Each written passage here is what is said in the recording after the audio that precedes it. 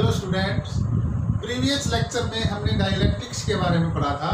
Dielectrics की importance हमें तब पता चलेगी जब हम कैपेसिटी के बारे में डिस्कस करेंगे।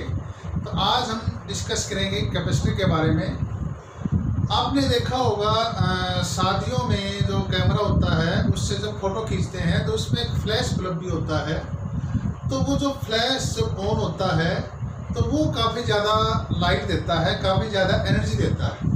जबकि कैमरे में जो सेल है वो 2.5 या 3 वोल्ट का एक सेल होता है तकरीबन, तो वो 2 या 3 सेल मिलके इतनी ज़्यादा एनर्जी नहीं दे सकते। तो इसका मतलब वो जो कैमरा है उसमें कुछ ऐसा डिवाइस होता है जो तुरंत जैसे फ्लैश ऑन करते हैं तुरंत जो है वो काफ़ी ज़्यादा अमाउंट में एनर्जी सप्लाई करता है। इस तरह से आपने देखा होगा जो पंखा होता है उस पंखे में एक सेल जैसा सिलेंड्रिकल टाइप का डिवाइस होता है जिसको आप कंडेंसर बोलते हैं। वो भी बेसिकली कैपेसिटर ही है और वो एनर्जी को स्टोर करके रखता है। जैसे ही हम पंखे का स्विच ऑन करते हैं तो पंखा जब शुरू में चलता है तो उसको स्टार्टिंग में बहुत ज़्यादा एनर्जी की रिक्वायरमेंट होती है because of inertia.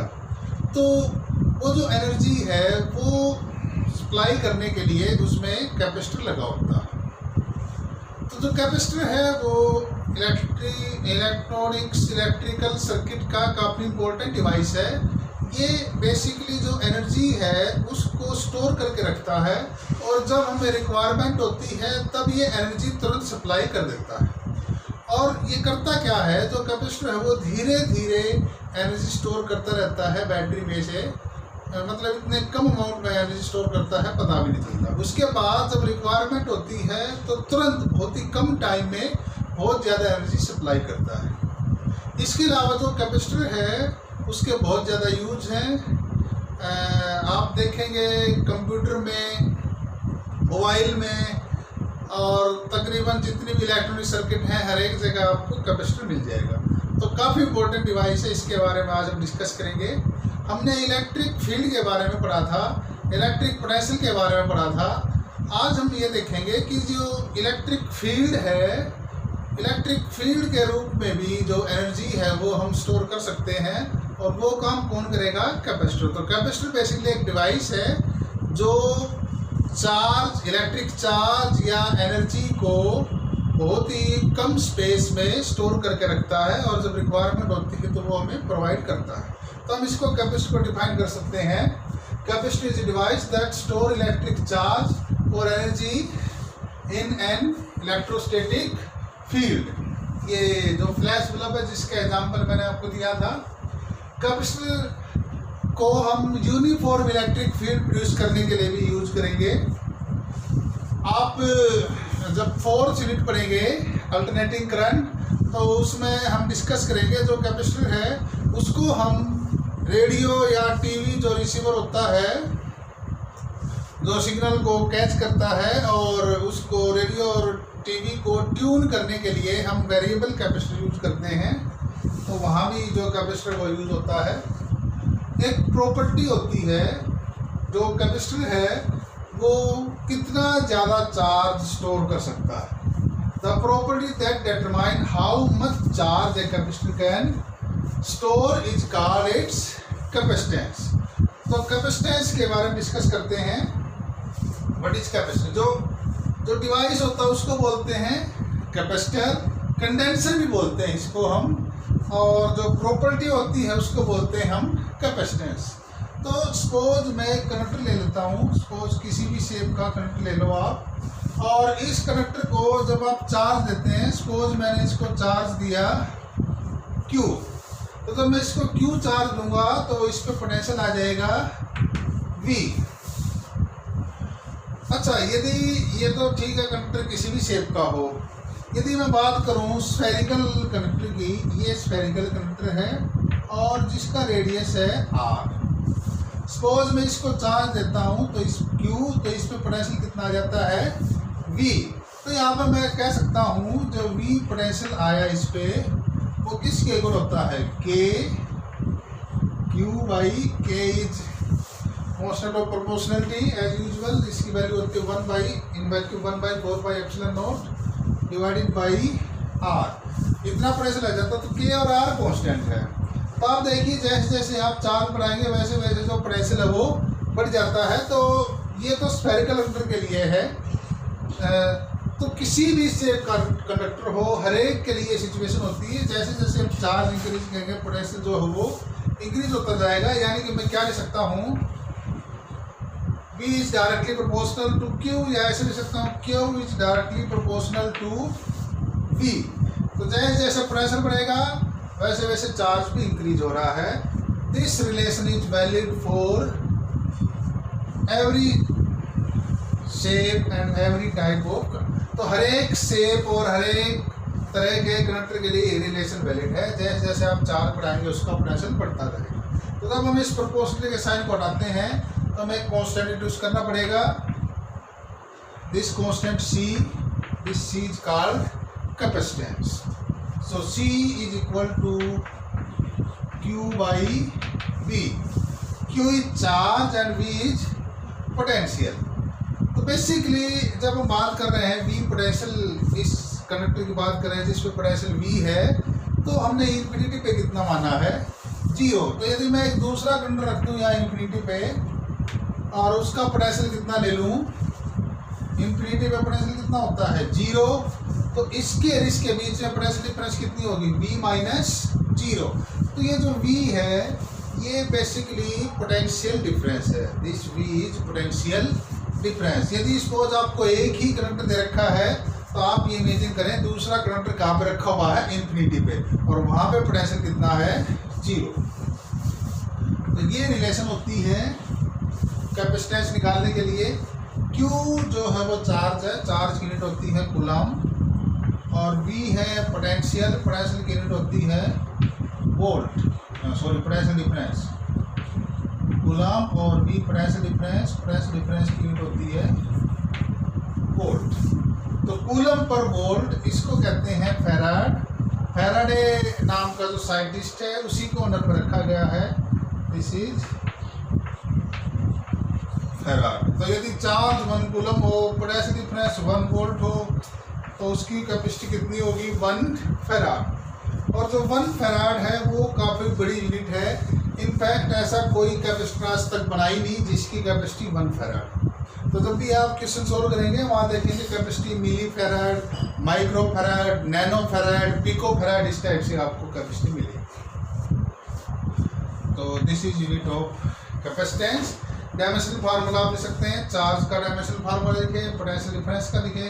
Potential difference होता है चार्ज पर कूलम, तो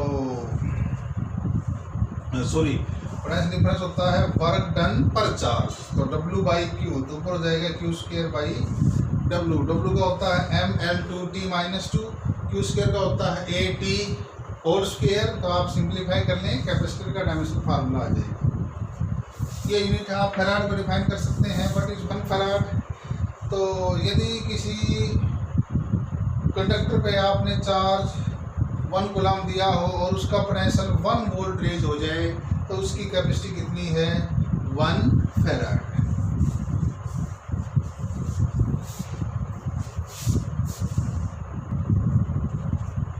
हमने देखा था C is equal to Q by V, या बेसिकली आप ये कह सकते हैं Q और V की जो रेशियो है वो कांस्टेंट रहती है। यदि आप चार्ज बढ़ाएंगे तो पोटेंशियल बढ़ जाएगा। यदि आप किसी कंडक्टर को 1 कूलम चार्ज दे रहे हैं और यदि उसका पोटेंशियल 1 वोल्ट इंक्रीज हो रहा है तो उसकी कैपेसिटी होगी 1 फैराड। आप ऐसे डिफाइन कर सकते हैं 1 farad, what is 1 farad, that means if charge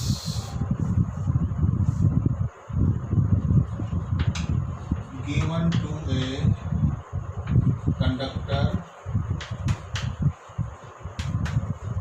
to raise its potential by 1 volt if 1 coulomb, as if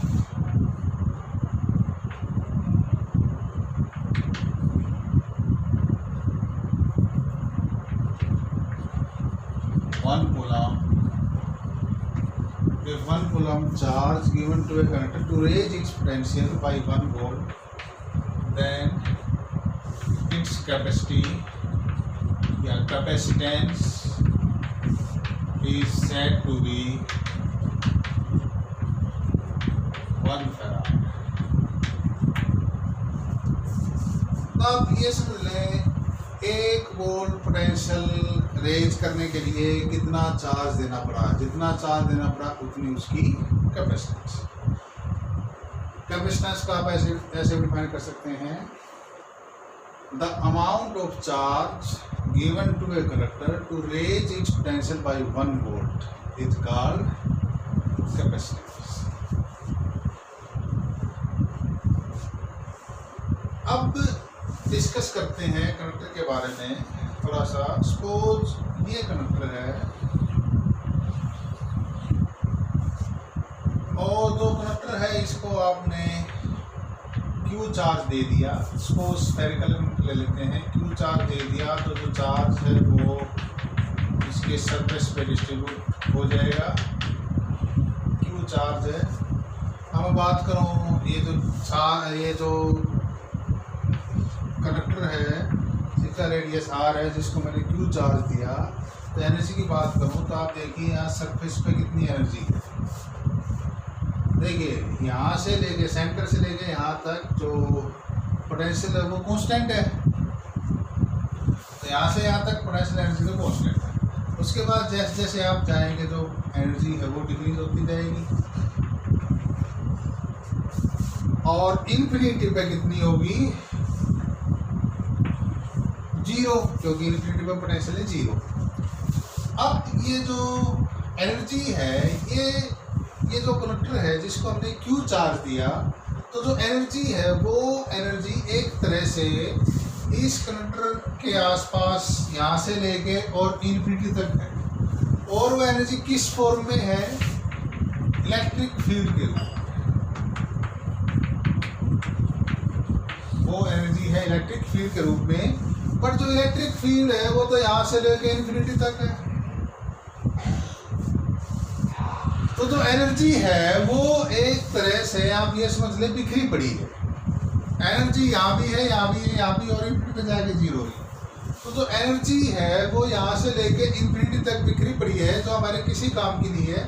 आप इसको एक एनालॉजी से भी समझ सकते हैं।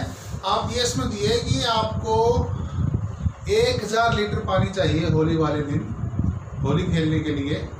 तो जो 1000 लीटर पानी है आप उसको कैसे स्टोर करेंगे, या ज़मीन पर बिखेर देंगे या फिर एक टंकी लेके उस टंकी में स्टोर कर लेंगे और ज़रूरत पड़ने पे उससे जितना ज़रूरत हो उतना ले लेंगे। तो बेसिकली आप जो पानी है उसको टंकी में स्टोर करेंगे और होली वाले दिन जब आपको आवश्यकता होगी तो आप उसको ले लेंगे।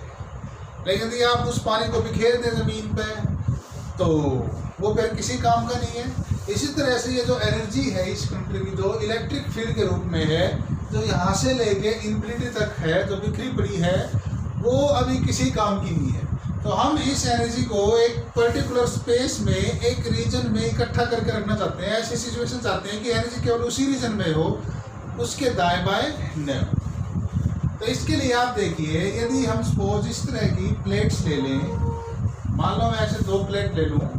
इस प्लेट की चार्ज डेंसिटी है प्लस सिग्मा, इसकी चार्ज डेंसिटी है माइनस सिग्मा। मैं कहूँ आपको इधर चार्ज हमने दे दिया प्लस क्यू और इधर चार्ज दे दिया माइनस क्यू। तो उस केस में आप देखिए जो इलेक्ट्रिक फील्ड है, यदि आपने गॉस लॉ ढंग से पढ़ा हो, हमने आपको गॉस लॉ की जो एप्लीकेशन की थी तो उसमें आपको सिखाया था, जो इलेक्ट्रिक फील्ड है उसको हमने 3 रीजन में डिवाइड किया था, रीजन 1, रीजन 2 एंड रीजन 3। तो ये जो इधर प्लेट्स के लेफ्ट में रीजन 1, यहाँ पे इलेक्ट्रिक फील्ड कितनी थी 0। ये रीजन 3, यहाँ भी इलेक्ट्रिक फील्ड कितनी थी 0। और इनके बीच में जो रीजन है रीजन 2, यहाँ इलेक्ट्रिक फील्ड कितनी थी सिग्मा बाई एप्सिलॉन नॉट। तो आप देखिए जो इलेक्ट्रिक फील्ड है वो केवल प्लेट के बीच तक सीमित है। इसके लेफ्ट में कितनी है 0 और इसके राइट में कितनी है 0। यदि इस तरह का कुछ आइडिया हम लगाएं तो हम एनर्जी को एक पर्टिकुलर रीजन में स्टोर कर सकते हैं।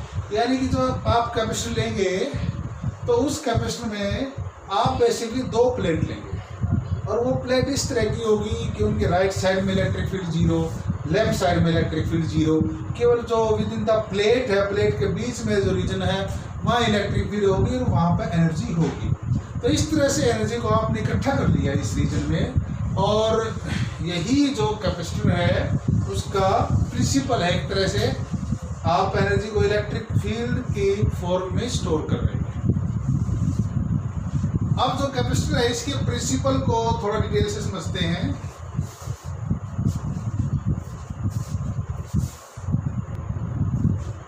Principle of a capacitor, suppose हमने एक कंडक्टर लेते हैं, ये कंडक्टर ले लिया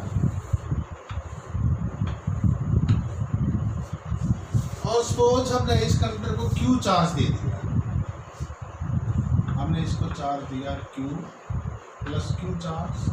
तो जैसे जैसे हम इस कंडक्टर को चार्ज देते जाएंगे इसका पोटेंशियल इंक्रीज होता जाएगा, हम इसको चार्ज लगातार देते जा रहे हैं। एक ऐसी सिचुएशन आएगी जब हम इसको चार्ज, एक मैक्सिमम जो कैपेसिटी है वो जब इसकी पहुंच जाएगी, इसके बाद यदि हम इसको और चार्ज देंगे फिर वो चार्ज यहाँ पर नहीं रहेगा, जो चार्ज जब वो लीक होना स्टार्ट हो जाएगा। हम चाहते हैं इसकी कैपेसिटी और इंक्रीज हो जाए। तो सपोज उस सिचुएशन में क्या हुआ, ये जो चार्ज है क्योंकि कंडक्टर है तो जो चार्ज है वो इस तरह से डिस्ट्रीब्यूट हो जाएगा, और जो कंडक्टर है वो इंसुलेटेड कंडक्टर है। Insulated means it is not connected with अर्थ। तो मैं इसको इंसुलेट कर देता हूँ यहाँ पे, दिस इज इंसुलेटेड कंडक्टर।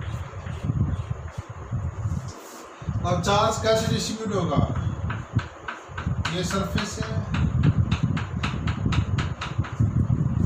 तो ये एक तरह से आप मान लो, मैंने क्योंकि कंडक्टर है उसकी जो प्रोपोनेंट साइड का कंडक्टर इलेक्ट्रिक फील्ड 0 होती है हमेशा, वो चीज़ हम यूज़ करेंगे। इसलिए मैंने इस कंडक्टर की जो थिकनेस है उसको डायग्राम में थोड़ा बड़ा करके दिखाया है, हालांकि जो कंडक्टर है वो थिन है।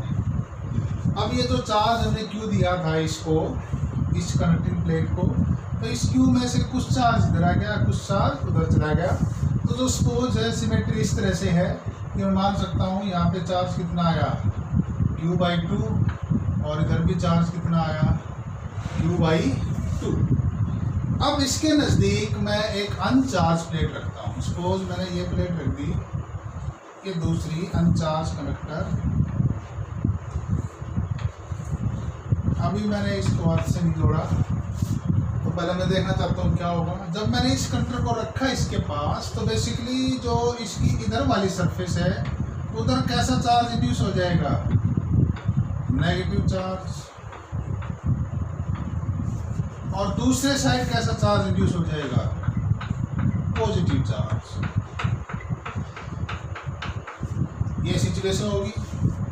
तो ये जो नेगेटिव चार्ज इंड्यूस हुआ इधर, तो ये नेगेटिव चार्ज कितना होगा -Q/2, और इधर कितना होगा +Q/2। तो इस तरह से जो चार्ज है वो डिस्ट्रीब्यूट होंगे। आप इसको चेक भी कर सकते हैं कि जो डिस्ट्रीब्यूशन है वो बिल्कुल सही है, क्योंकि जो कंडक्टर है उसके अंदर हर एक पॉइंट पे इलेक्ट्रिक फील्ड कितनी होगी 0। तो ये जो प्लेट है वो एक दूसरे के नज़दीक हैं। तो जब यदि मैं इस पॉइंट पे निकालूँ इलेक्ट्रिक फील्ड, मान लें इस पॉइंट को मान लेता हूँ मैं P, तो P पॉइंट पे मैं इलेक्ट्रिक फील्ड निकालूँ, electric field at point P, तो आप देखिए हमने गॉस लॉ की जो एप्लीकेशन दी, electric field due to a thin infinite plane sheet of charge. तो उसके लिए जो P पॉइंट है तो उसके लिए करंट इतने आसपास है कि हर एक शीट के लिए मैं जो P पॉइंट है उसके लिए हर एक शीट को इनफाइनाइट मान सकता हूँ। तो आप देखिए जो इलेक्ट्रिक फील्ड होगी चार्ज डेंसिटी की टर्म में भी आप लिख सकते हैं। तो इलेक्ट्रिक फील्ड इसकी वजह से कितनी होगी Q/2A। मान लिया एरिया कितना है A एरिया A, ये भी एरिया कितना है A, ऐसे ही इधर ये एरिया भी कितना है A, और ये भी कितना है A। तो सिचुएशन इस टाइप से है। जो प्लेट्स है मैं आपको बताऊं, इस तरह की प्लेट्स है, एक सरफेस ये वाली है और दूसरी सरफेस इधर वाली।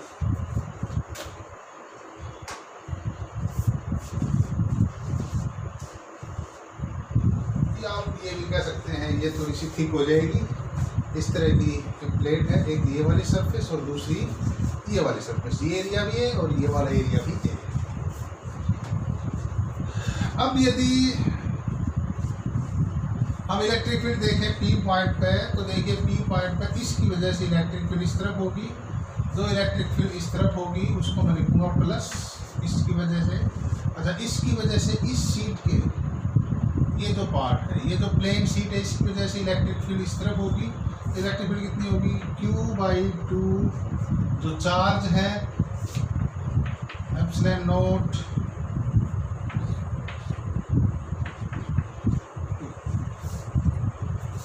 क्योंकि इलेक्ट्रिक फील्ड होती है σ/2 एप्सिलॉन 0 और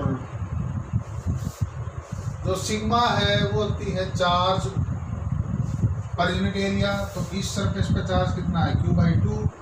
Q/2 चार्ज है, एरिया कितना है? A, तो होगा Q/2A एप्सिलॉन नॉट और 1/σ। क्योंकि electric field due to a thin infinite plane sheet of charge कितनी होती है? σ/2 एप्सिलॉन 0। और सिग्मा किसके इक्वल है? Q/A। और Q कितना है? क्योंकि चार्ज कितना है? Q/2, इस सरफेस पे Q/2, इधर पे कितना है? Q/2। ये इलेक्ट्रिक फील्ड इस शीट की वजह से राइट साइड में, तो मैं प्लस निशान लिख देता हूँ, इस शीट की वजह से निकालेंगे इस पार्ट में इलेक्ट्रिक फील्ड लेफ्ट साइड में आएगी, इतनी ही आएगी। तो 1/2 Q/2A एप्सिलॉन 0। अच्छा, ये नेगेटिव चार्ज शीट है, इसकी वजह से पी पॉइंट में electric field negative charge sheet है, इसकी वजह से इस तरफ होगी। तो अगेन पॉजिटिव 1/2 Q/2A एप्सिलॉन 0। और ये जो पॉजिटिव चार्ज शीट है इसकी वजह से ये वाली जो इसकी वजह से पी पॉइंट पे इलेक्ट्रिक फील्ड किस तरफ होगी? -1/2 Q/2A एप्सिलॉन 0। और देखिए इन सब को जब आप सॉल्व करेंगे तो इससे ये कैंसिल और इससे ये कैंसिल, और कंडक्टर के अंदर पी पॉइंट पे इलेक्ट्रिक फील्ड कितनी? 0, जो कि 0 होनी चाहिए थी।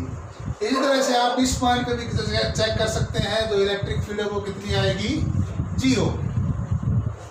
अब जब हमने इस शीट को रखा, ये जो कंडक्टर है इसको रखा दूसरी शीट के पास, इस पे तो कोई चार्ज नहीं था, ये न्यूट्रल था, इसको हमने चार्ज दिया था Q। तो इस न्यूट्रल कंडक्टर को जब ऐसे कंडक्टर के पास रखा जिस पे चार्ज Q था, तो इसकी जो इनर सरफेस है, इधर चार्ज इंड्यूस हो जाएगा माइनस और इधर इंड्यूस हो जाएगा प्लस। अब ये जो शीट हमने रखी, जो माइनस और प्लस चार्ज इंड्यूस हुए, इनका क्या काम होगा? अब ये जो माइनस चार्ज है वो इसके पोटेंशियल को डिक्रीज करेगा और जो पॉजिटिव चार्ज है वो इसके पोटेंशियल को इंक्रीज करेगा। लेकिन क्योंकि जो नेगेटिव चार्ज है वो इसके नज़दीक है, तो नेगेटिव चार्ज का इफेक्ट ज़्यादा होगा और पॉजिटिव चार्ज का इफेक्ट कम होगा। तो ओवरऑल इफेक्ट क्या होगा? ओवरऑल इफेक्ट ये होगा कि ये जो कंडक्टर है इसका जो पोटेंशियल है वो डिक्रीज हो जाएगा। अब पोटेंशियल डिक्रीज हो जाएगा, इसका मतलब आप इसको और चार्ज दे सकते हैं, और चार्ज दे सकते हैं तो मतलब आपने इसकी कैपेसिटी बढ़ा दी। यदि मैं किसी तरीके से इस नेगेटिव चार्ज को यहाँ से हटा दूँ, यदि मैं किसी भी मेथड से इस पॉजिटिव चार्ज को, ये जो पॉजिटिव चार्ज है, यदि किसी भी मेथड से मैं इस पॉजिटिव चार्ज को यहाँ से रिमूव कर दूँ इस साइड से, तो फिर तो इफेक्ट और ज़्यादा इंक्रीज हो गया, क्योंकि ये जो पॉजिटिव चार्ज है तो पोटेंशियल को बढ़ा रहा था।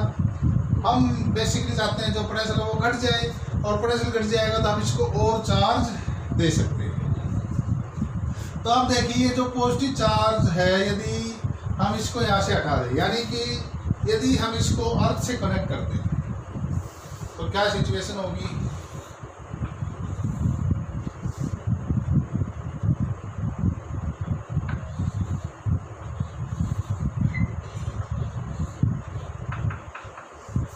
जब हमने इसको अर्थ से जोड़ा तो बेसिकली ये है, अब हम इसको किससे जोड़ रहे हैं? अर्थ से। तो जब हम इसको अर्थ से जोड़ेंगे तो अर्थ से इलेक्ट्रॉन बाहर आएंगे, और अर्थ से इलेक्ट्रॉन जो है वो इस पॉजिटिव चार्ज को क्या कर देंगे? न्यूट्रलाइज। और पॉजिटिव चार्ज न्यूट्रलाइज करने के साथ साथ एक काम और भी होगा, क्योंकि एक चीज़ तो हमेशा रहेगी कि जो कंडक्टर है उसके अंदर हमेशा इलेक्ट्रिक फील्ड कितनी रहनी है? 0। अब सपोज देखिए यहाँ पे इंसुलेटर लगा देते हैं।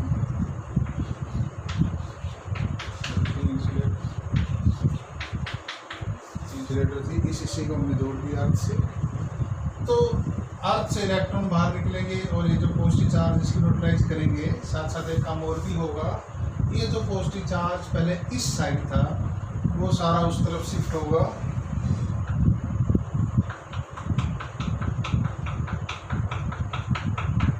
सारा का सारा प्लस क्यू चार्ज उस तरफ चला जाएगा और अर्थ से जो चार्ज आएगा वो आएगा माइनस क्यू, और जो माइनस क्यू चार्ज है वो इस प्लस क्यू बाई टू को न्यूट्रलाइज कर देगा।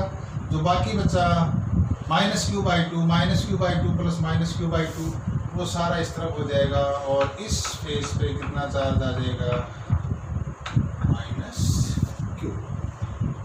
कई बुक्स वाले क्या करते हैं, डायग्राम को ऐसे दिखाते हैं, एक दिखाया भी गया है जो कि रॉन्ग मेथड है, उसमें उन्होंने क्या किया है, ये शीट ली है इस तरह से,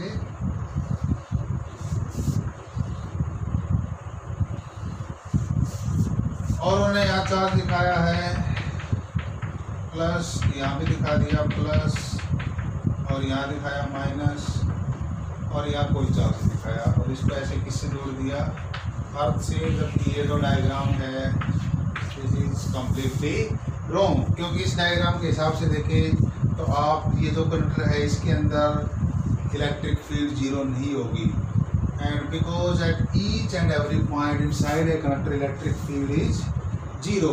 जो कंडक्टिंग मेटेरियल है उसके अंदर किसी भी पॉइंट पर आप देखें इलेक्ट्रिक फील्ड जीरो है। अंडर इलेक्ट्रोस्टैटिक कंडीशन ये प्रॉपर्टी हम डिस्कस कर चुके हैं कंडक्टर की, और इस समय बहुत सारे रिजल्ट डिस्कस किए थे। अब यदि आप देखिए यदि ये चार्ज, क्योंकि ये जो प्लेट है इस प्लेट पे टोटल चार्ज क्यू है, ये क्यू चार्ज कहीं जा नहीं सकता। अब यदि यहाँ पे चार्ज हम माइनस क्यू बाई रख देते हैं तो इस पॉइंट पे इलेक्ट्रिक फील्ड कभी भी जीरो नहीं हो सकती थी, ऐसे इस पॉइंट पे इलेक्ट्रिक फील्ड कभी भी जीरो नहीं हो सकती थी, because inside the conductor at every point electric field should have to be zero. तो उसके लिए जो चार्जेस हैं उनका रीअरेंजमेंट इस तरह से होगा, क्योंकि जो अर्थ है वो एक बहुत बड़ा कंडक्टर है, इससे चार्ज ले लें या इससे चार्ज दे दें तो इस पर कोई इफेक्ट नहीं होता। तो अर्थ से चार्ज निकल के आएगा नेगेटिव चार्ज, यानी कि इलेक्ट्रॉन अर्थ से आएंगे इस प्लेट में, और वह इस तरीके से आएंगे कि इधर चार्ज कितना कर देंगे, माइनस क्यू। तो इधर चार्ज माइनस क्यू, जैसे चार्ज ये माइनस क्यू बाई टू, जैसे चार्ज इधर इंक्रीज होता जाएगा ये जो चार्ज है ये इधर शिफ्ट होगा। तो इधर इस पेज पे कोई चार्ज नहीं रहेगा, इस पेज पे कोई चार्ज नहीं रहेगा। जो फेसिंग सरफेस है, जो इनर सरफेस है कंडक्टर की, उन पे चार्ज आ जाएगा, इधर आ जाएगा प्लस क्यू और इधर चार्ज आ जाएगा माइनस क्यू।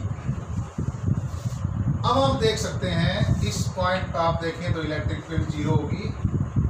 तो आप देखें ये जो पॉजिटिव चार्ज है इसकी वजह से इलेक्ट्रिक फील्ड इस पॉइंट पे इधर होगी, और जो नेगेटिव इसकी वजह से इलेक्ट्रिक फील्ड इधर होगी, और जो इलेक्ट्रिक फील्ड वो कितनी होगी वो आपको पता ही है, sigma by two epsilon zero, ये भी sigma by two epsilon zero, तो दोनों कैंसिल हो जाएंगी और नेट इलेक्ट्रिक फील्ड कितनी होगी, zero. This property should be satisfied. तो ये जो डायग्राम है इस तरह का होगा, इस तरह का नहीं होगा। आप देखेंगे बहुत सारी बुक्स में ऐसे दिया गया है which is completely wrong, it is not possible. हाँ, जब तक अर्थ से नहीं जोड़ा था तब तक ये ठीक था, ये हमने चेक भी कर दिया था कि जो कंडक्टर है उसके अंदर हमेशा इलेक्ट्रिक फील्ड कितनी होगी, zero.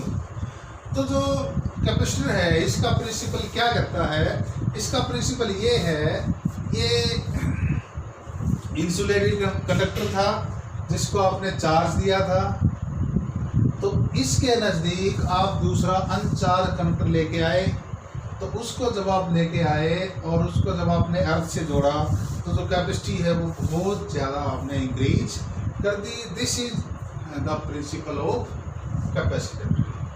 So you can write capacitance of an insulated conductor is increased considerably by bringing near it an uncharged conductor. Basically आप ये भी कह सकते हैं insulated charged conductor, ये और बेटर रहता है, insulated charged conductor।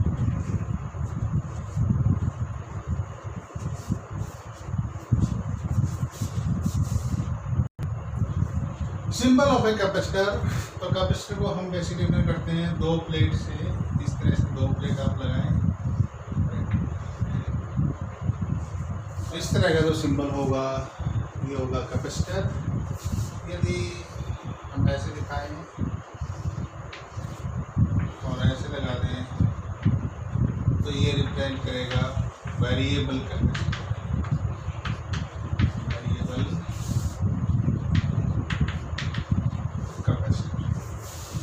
और कैपेसिटी निकालने का फार्मूला क्या होगा? कैपेसिटी और कैपेसिटेंस वो बेसिकली कैसे निकालेंगे? इस तरह से थी प्लेट्स हमारी, इसको हमने पॉजिटिव चार्ज दिया था, ये थी नेगेटिव चार्ज इस टाइप से, और सपोज इसका पोटेंशियल था V प्लस और इसका पोटेंशियल था V माइनस। तो दोनों प्लेट के बीच में पोटेंशियल डिफरेंस कितना होगा? V वो कितना होगा? Potential of this plate minus potential of this plate. This is potential difference between the plates. जिसको हम किससे लिखेंगे? V से। सो V is not potential, V is potential difference between the plate. मान लेते हैं ये प्लेट है A और ये प्लेट है B। तो A और B प्लेट के बीच में जो पोटेंशियल डिफरेंस है जिसको आप कह सकते हैं V प्लस और इसका पोटेंशियल था V माइनस। और जो चार्ज होगा, चार्ज की हम बात करें, इधर चार्ज था प्लस Q और ये चार्ज था माइनस Q। तो नेट चार्ज कितना होगा कैपेसिटर पे? नेट चार्ज ऑन ये कैपेसिटर पे हमेशा ही नेट चार्ज कितना होगा? 0। नेट चार्ज 0 हो जाएगा, जितना इधर प्लस उतना इधर माइनस, तो नेट चार्ज इज 0। बट जो चार्ज है फिर भी किसी भी एक प्लेट पे जो चार्ज है उसकी आप मैग्नीट्यूड लेंगे, Q मैग्नीट्यूड ऑफ चार्ज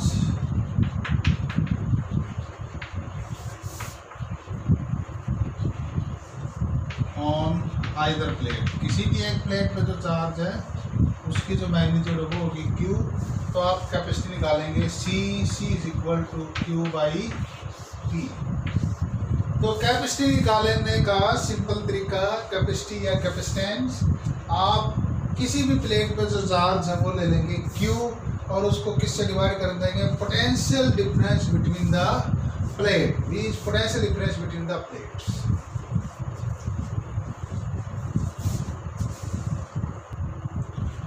मान लेते हैं सिचुएशन इस तरह से हो, दो प्लेट्स हो। मान लिया इस प्लेट को पहले चार्ज दे दिया प्लस Q1, इस प्लेट को चार्ज दे दिया प्लस Q2, या Q1 Q2 प्लस माइनस कुछ भी हो सकते हैं। हम तो बेसिकली थर्मल फार्मूला ड्राइव करना चाहते हैं। अभी तो मैं फिलहाल Q1 और Q2 दोनों को प्लस मान के चल रहा हूँ।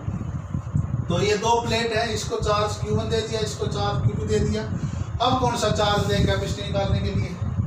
तो अब यहाँ पे थोड़ी सी प्रॉब्लम आ गई। तो अब इसको कैसे सोल्व करें?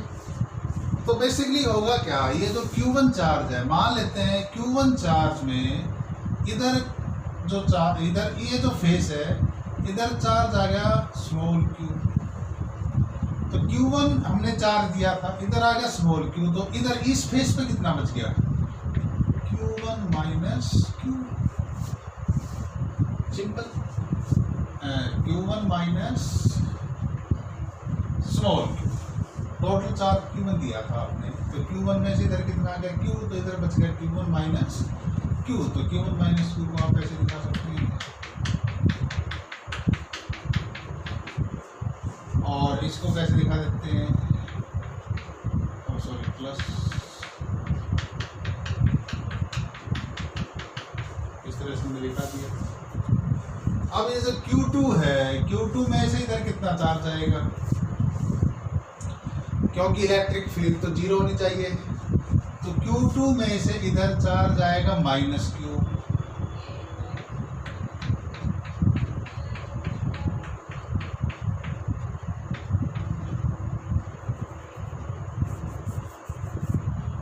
इधर चार्ज आएगा माइनस Q, और इधर कितना चार्ज आएगा?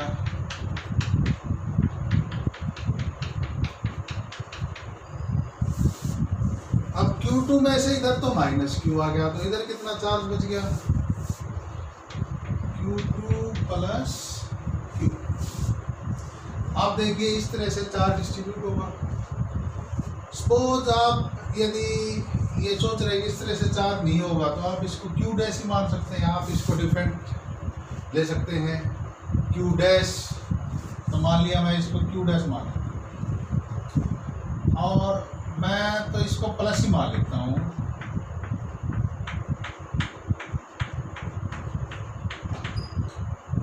Q डैश में से मान Q2 में से मान लिया इधर चार्ज आ गया Q डैश, तो इधर कितना बच गया, Q2 माइनस Q डैश।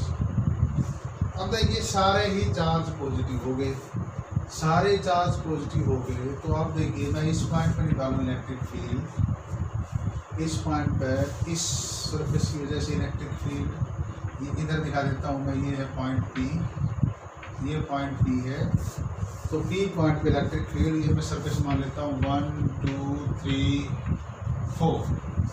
तो 1 की वजह से P पॉइंट पे इलेक्ट्रिक फील्ड किस तरफ होगी, इसकी वजह से आउटवर्ड इधर होगी E1, इसकी वजह से इलेक्ट्रिक फील्ड इधर होगी E2। अच्छा, इसकी वजह से इलेक्ट्रिक फील्ड, इसकी वजह से इस पॉइंट पे इलेक्ट्रिक फील्ड इस तरफ होगी, और ये कितनी होगी E3। अच्छा, इसकी वजह से इलेक्ट्रिक फील्ड इस पॉइंट पर ये भी इधर होगी, और ये कितनी मान लें E4। लेकिन टोटल सबका सम कितना आना चाहिए 0, तो इधर वाली प्लस और इधर वाली माइनस। तो E1 इसकी वजह से है, तो P पॉइंट पे electric field that should be 0 आने के लिए अब मुझे E1 की वैल्यू, E1 इस तरफ है तो उसकी वैल्यू प्लस लेनी पड़ेगी। E1 इसकी वजह से है तो ये हो जाएगी Q1 minus Q by A epsilon 0, क्योंकि सरफेस पे ये चार्ज है Q1 माइनस Q। अच्छा, इस पे कितना चार्ज है, ये तो होगी E1 तो प्लस है, बाकी सारे माइनस होंगी। अच्छा, E2 इसकी वजह से है तो वो कितनी होगी Q by A epsilon 0। E3 इसकी वजह से है वो कितनी होगी minus Q dash by A epsilon 0। इसकी वजह से कितनी होगी minus Q2 minus Q dash by A epsilon 0, और इन सब का सम होगा 0। तो A एप्सिलॉन 0 तो हर एक में है, कॉमन आ गई है तो हो जाएगा कैंसिल। यानी कि आप क्या ले सकते हैं Q1 माइनस Q, ये किसके इक्वल आ गया, इन सबको जोड़ दीजिए Q plus Q dash plus Q minus Q dash, sorry ये Q2 है, दिस इज Q2। अब आप देखिए Q डैश ये प्लस है और ये माइनस है, तो Q डैश से Q डैश कैंसिल, और ये जो Q है इसको आप इधर ले जाओ, Q प्लस Q ये हो गया 2Q, और Q2 इधर आगे हो गया माइनस, तो Q1 माइनस Q2। तो स्मॉल q किसके इक्वल आया, स्मॉल q आया Q1 minus Q2 divided by. तो हमने जो Q1 चार्ज है वो भी प्लस लिया था, जो Q2 चार्ज है वो भी प्लस लिया था, तो जो Q चार्ज है वो आएगा दोनों का डिफरेंस डिवाइडेड बाई 2। अब मैं निकालना चाहता हूँ जो Q डैश चार्ज है वो किसके इक्वल है, Q डैश चार्ज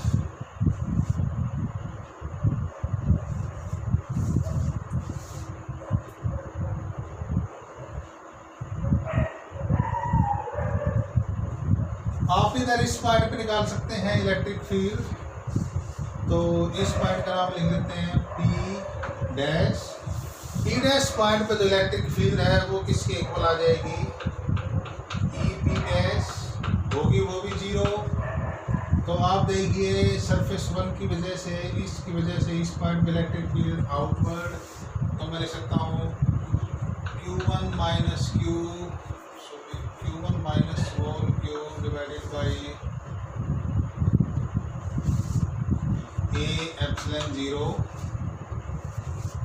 इसकी वजह से राइट साइड में है, इसकी वजह से भी राइट साइड में है, तो लिखूँगा plus whole Q by A epsilon 0। और इसकी वजह से, तीसरे सरफेस की वजह से ये भी पॉजिटिव है, तो इसकी वजह से भी इधर होगी plus Q dash divided by A epsilon 0। अच्छा, इसकी वजह से देखिए ये जो सरफेस है इसके तो लेफ्ट में आ गया पॉइंट, तो इस सरफेस की वजह से P पॉइंट पर आउटवर्ड होगी इलेक्ट्रिक फील्ड, तो ये माइनस हो जाएगी। ये आप ले सकते हैं Q2 minus Q dash divided by A epsilon 0। And inside the conductor at every point electric field 0, तो इसलिए मैंने यहाँ पे ये 0 लिया है। A एप्सिलॉन नोट सब में है, तो ये कैंसिल हो जाएगा। इस पॉइंट की बात कर रहा हूँ मैं, इस पॉइंट पर जो इलेक्ट्रिक फील्ड वो दिखाई है। आप चाहो तो यहाँ पे डायग्राम बना सकते हैं इस पर्टिकुलर पॉइंट पर। तो ये सरफेस 1 की वजह से, ये सरफेस 2 की वजह से, और ये सरफेस 3 की वजह से, और जो सरफेस 4 से वो अपोजिट डायरेक्शन में होगी, ये होगी E4, क्योंकि इन तीनों का सम इसके इक्वल होना चाहिए, तो इसलिए ये वेक्टर थोड़ा सा बड़ा ले लीजिए।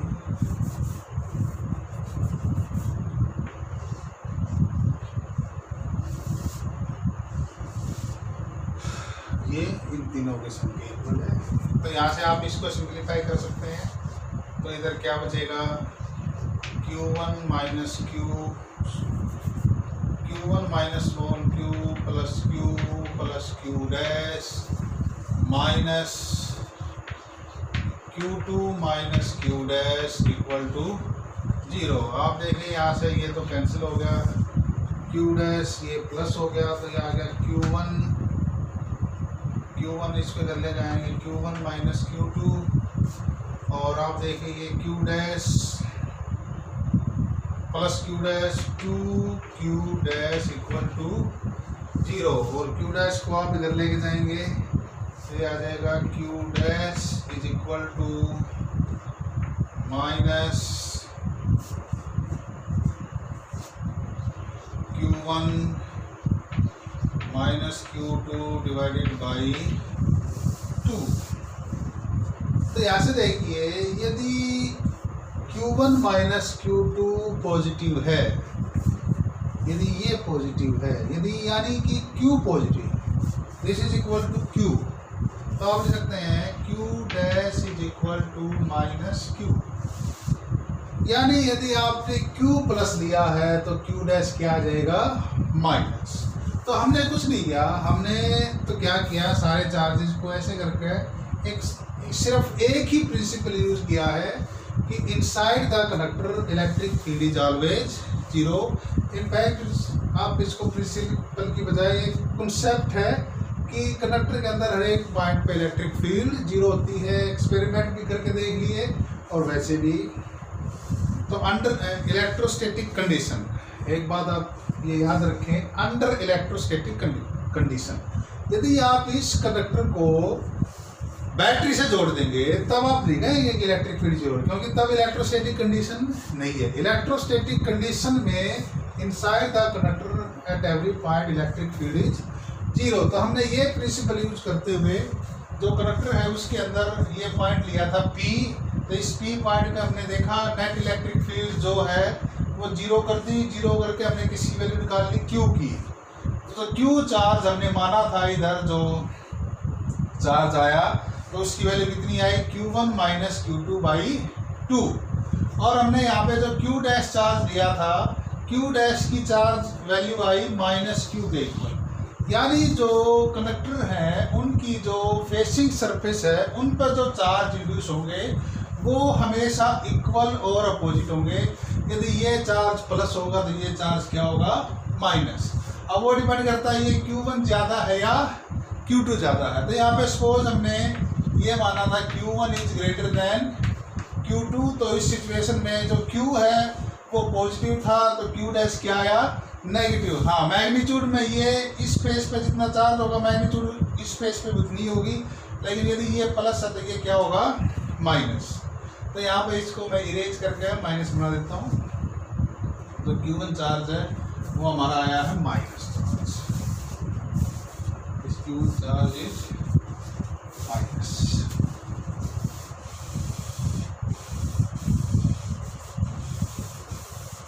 सॉरी Q1 नहीं, Q डैश। तो यहाँ पे हमने जो Q डैश चार्ज लिया था वो माइनस आया है, दिस इज माइनस। और जब Q डैश माइनस है, ये चार्ज माइनस है, तो ये क्या आ जाएगा, Q dash plus Q dash plus Q। तो अभी आप देख सकते हैं चारों सरफेस पे जो चार्ज आए हैं, हम एक बार ले लेते हैं। आप इसको ऐसे भी याद कर सकते हैं, इधर टोटल चार्ज Q1 इस पे था, इस पे कितना चार्ज था, Q2। तो जो फेसिंग सरफेस है, जो फेसिंग सरफेस है उन पे जो चार्ज आएगा वो इक्वल अपोजिट होगा। अब कैपेसिटर पे कौन सा चार्ज माना जाए, यानी कि जो Q डैश है इसको हम माइनस Q भी कह सकते हैं। इस Q dash is minus Q because Q dash is equal to minus Q। तो हमने Q डैश की जगह माइनस Q रख दिया और यहाँ भी आप क्या रख दो, माइनस Q। तो अब चारों सरफेस पे जो चार्ज आया वो हम लिखते हैं, कितना कितना चार्ज आया है, तो इस पे रेज कर देते हैं।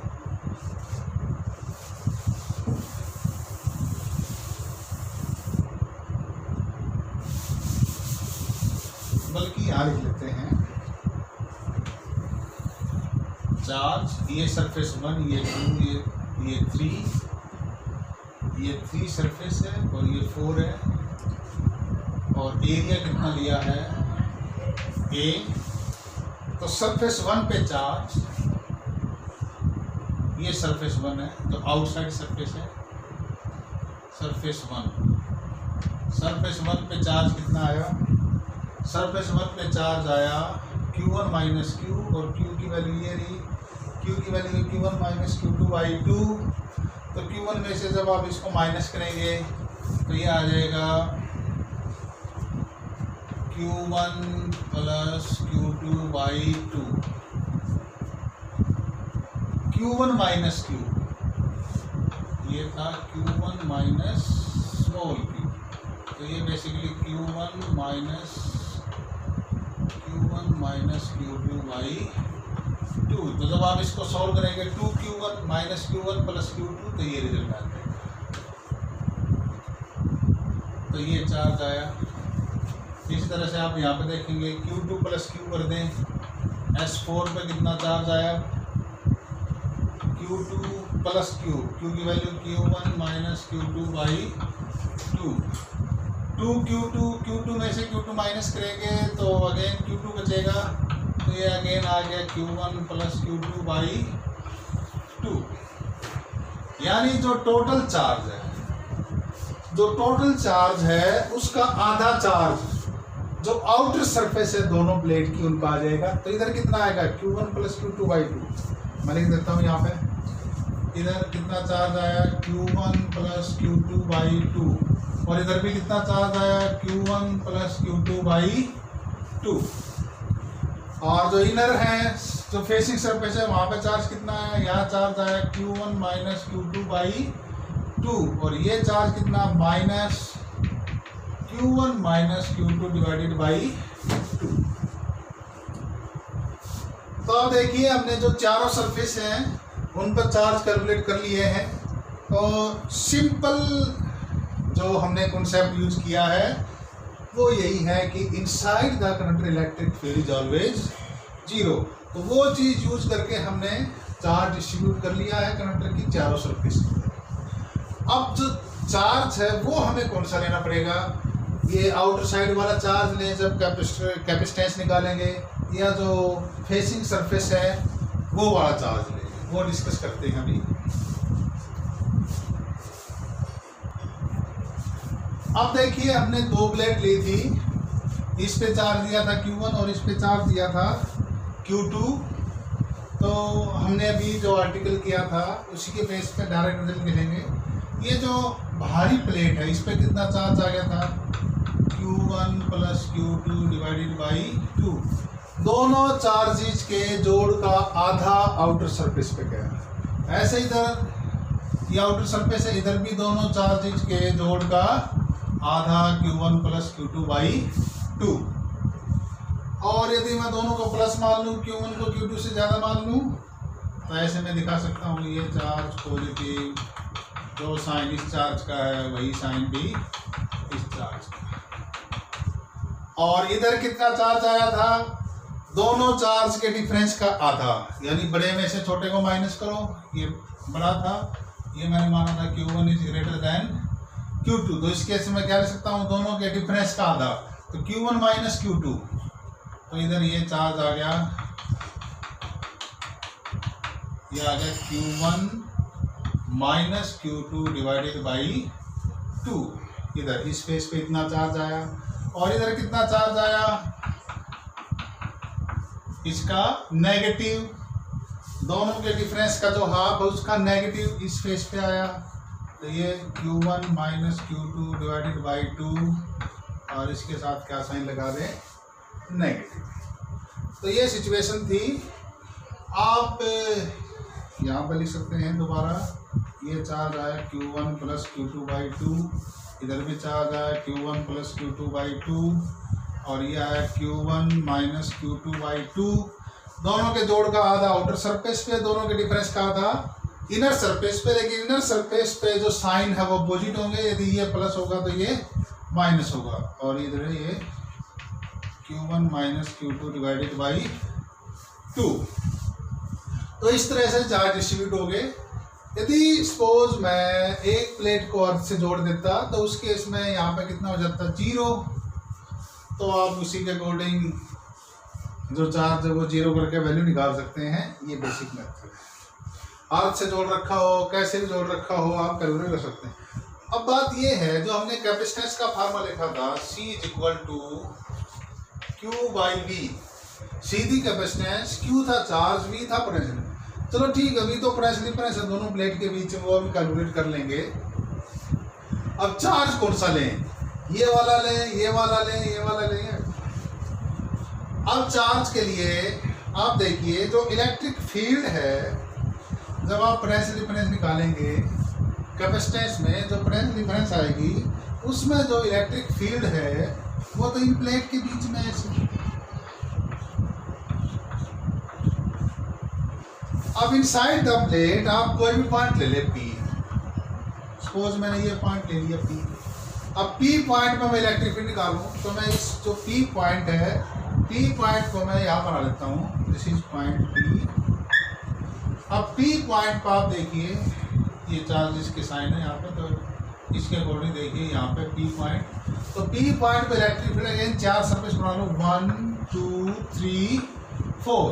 तो आप देखिए पहले सरफेस की वजह से P पॉइंट में इलेक्ट्रिक फील्ड किस तरफ है, ये 2 और 3 को अलग साइन से लेते हैं, ये 2 और ये 3, 1 2 3 4, 4 फेसिस हैं। तो आप देखिए उस केस में क्या होगा, जो फेस 1 है उसकी वजह से P पॉइंट पे इलेक्ट्रिक फील्ड इस तरह कितनी होगी, सिग्मा बाई, और सिग्मा की बजाय बल्कि आप चार्ज ले लें, तो ये ले लें E1 और ये होगी E। अच्छा, जो सेकंड फेस है उसकी वजह से P पॉइंट पे इलेक्ट्रिक फील्ड किस तरफ होगी, इस तरफ होगी। और जो थर्ड फेस है जिस पर नेगेटिव चार्ज, उसकी वजह से इलेक्ट्रिक फील्ड इस तरफ। ये आप लिख लें, ये होगी E3 और ये होगी ये E2 और ये E2 और ये E3, ये E1 और ये E4। तो आप देखिए जो फेज 1 है और जो फेज 4 है उस पे जो चार्जेस है उनकी वजह से जो इलेक्ट्रिक फील्ड है वो तो कैंसिल हो रही है। कैसे? E1 की value E1 electric field at this point due to this charge, और एरिया कितना है प्लेट का, A is the area of plate. तो उस केस में E1 की वैल्यू कितनी होगी, E1 is equal to Q1 plus Q2 divided by A, ये टोटल चार्ज हो गया Q बाई A एप्सिलॉन 0। और E4 की वैल्यू कितनी होगी, E4 इलेक्ट्रिक फील्ड इस सरफेस की वजह से again Q1 plus Q2 divided by A epsilon 0। ये तो मैग्नीट्यूड है। डायरेक्शन देखें तो एक है राइट साइड में और एक है लेफ्ट साइड में। तो यदि एक के साथ में वेक्टर लगाऊं आई कैप तो दूसरे के साथ आ जाएगा माइनस आई कैप। तो आप देखिए E1 प्लस E4 ऐसे E1 प्लस E4, यदि इन दोनों को मैं जोड़ूं तो जितना ये है उतना ही है, लेकिन जो डायरेक्शन ऑफ अपोजिट है तो इनका जोड़ कितना आ जाएगा 0। E1 प्लस E4 तो ये एक दूसरे को क्या कर देंगे, कैंसिल। लेकिन देखिए E2 और E3 ये दोनों सेम डायरेक्शन में है तो नेट इलेक्ट्रिक फील्ड होगी वो होगी E2 प्लस E3, दोनों की मैग्नीट्यूड जोड़ देता हूँ। ये तो आपस में एक दूसरे को क्या कर देगी, जो नेट इलेक्ट्रिक फील्ड होगी वो होगी E2 प्लस E3, तो होगी दिस प्लस दिस। तो उसको यदि मैं लिखूँ तो इलेक्ट्रिक फील्ड होगी Q1 minus Q2 divided by A epsilon 0। अच्छा यहाँ पे 2 भी था यस, क्योंकि चार्ज आप थे, यहाँ पे 2 गया, ये हाफ है।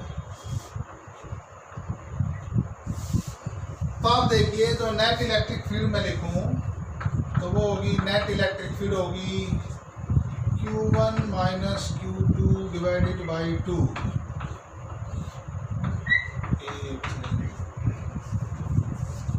यदि मैं इसको लिख दूं Q बाई A, क्योंकि जो इलेक्ट्रिक फील्ड है वो दो प्लेट के बीच में, जब हमने कैपेसिटेंस को डिफाइन किया था और जो पैरेलल प्लेट ली थी उसके बीच में जो इलेक्ट्रिक फील्ड थी वो थी Q बाई A एप्सिलॉन 0। और यहाँ पर देखिए Q जो है वो किसके इक्वल आया, Q1 माइनस Q2 बाई 2। तो जब इस तरह की सिचुएशन हो तो जो चार्ज है Q वो आप कौन सा लेंगे, जो चार्ज फेसिंग सरफेस पे, फेसिंग मतलब जो फेस सामने सामने है। यदि मैं ये कहूँ दो प्लेट लेके आपको मैं समझा हूँ, सपोज इस तरह से हैं दो कैपेसिटर और ऐसे ये दो प्लेट्स हैं, ये दो प्लेट्स हैं। तो अब सरफेस कौन कौन सी होगी, अब देखिए ये सरफेस 1, ये 2, ये 3 और ये 4। तो कौन सी सरफेस पे चार्ज है, जो फेसिंग सरफेस है, ये जो सरफेस है, ये वाली सरफेस और ये वाली सरफेस, जो फेसिंग सरफेस है, ये वाली सरफेस और ये वाली सरफेस। तो इन पे जो चार्ज है और इन पे चार्ज कितना है, ये वाला Q1 माइनस Q2। और आप देखना हमेशा ही जो फेसिंग सरफेस है उस पे चार्ज इक्वल और अपोजिट है। तो जो इक्वल और अपोजिट चार्ज आएगा फेसिंग सरफेस पे, उनमें से एक चार्ज की मैग्नीट्यूड आप ले लें और वो जो चार्ज की मैग्नीट्यूड है वही आप कैपेसिटेंस कैलकुलेट करने के फार्मूले में यूज करेंगे। तो ये कॉम्पिटिटिव पॉइंट ऑफ व्यू से था। नॉर्मली जो बोर्ड के एग्जाम है उसमें इस तरह के क्वेश्चन नहीं आएंगे, लेकिन आप अपनी नॉलेज के लिए आप इसको देख सकते हैं। अभी मैं एक क्वेश्चन आपको दे रहा हूँ सोल्व करने के लिए।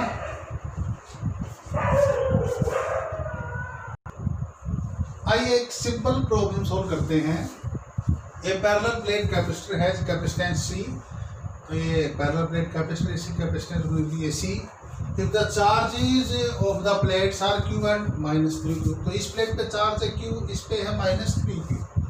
Fine charges and inner surfaces of the plate. Inner surfaces ये जो सरफेस है, this surface is called inner surface, this surface is called inner surface. तो इनर सरफेस पे चार्ज हमने देखा था जब एक प्लेट को charge Q1 general formula drive किया था, और मैंने आपको बता दिया था जो आउटर फेसिज हैं, जो आउटर सरफेसिज हैं, उन पे चार्ज आएगा दोनों के जोड़ का आधा, और जो इनर सरफेसिज हैं उन पे चार्ज आएगा दोनों के डिफरेंस का आधा।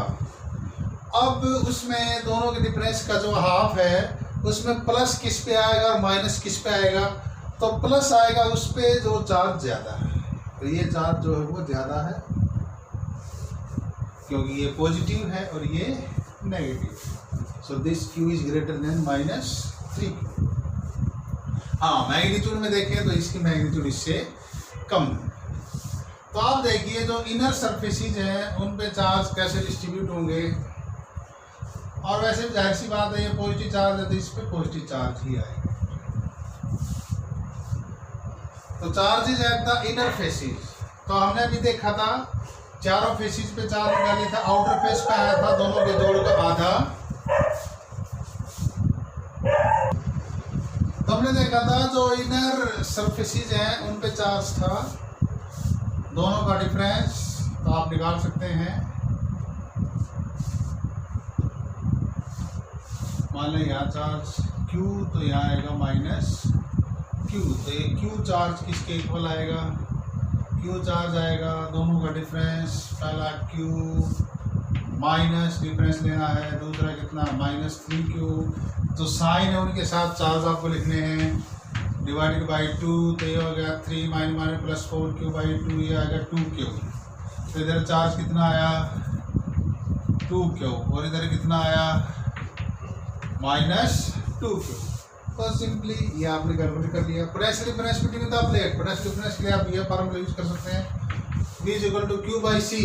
Q कौन सा charge, magnitude of charge on the facing surface, face surface magnitude कितनी है चार्ज की 2Q, डिवाइडेड बाई कैपेसिटेंस कितनी है C। तो ये सोल्व हो गया, सिंपल। यदि पूछ लेता आउटर जो फेसिस है उस पर कितना चार्ज आएगा, तो आप क्या करते हैं, यहाँ पे एक तीसरा पार्ट भी आप बना सकते हैं, charge is eight outer surface.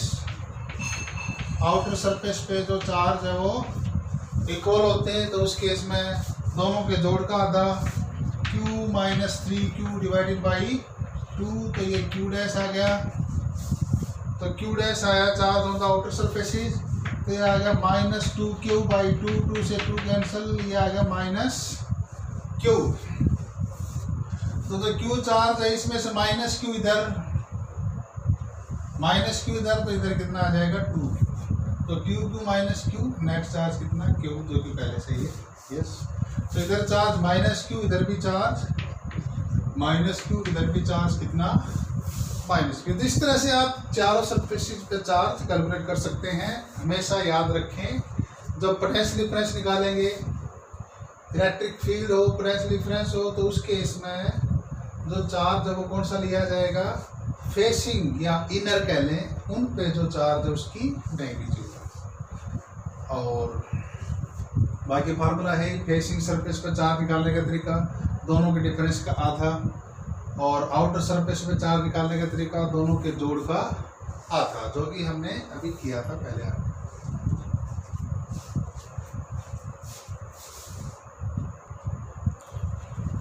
Well student, solve following 2 problems.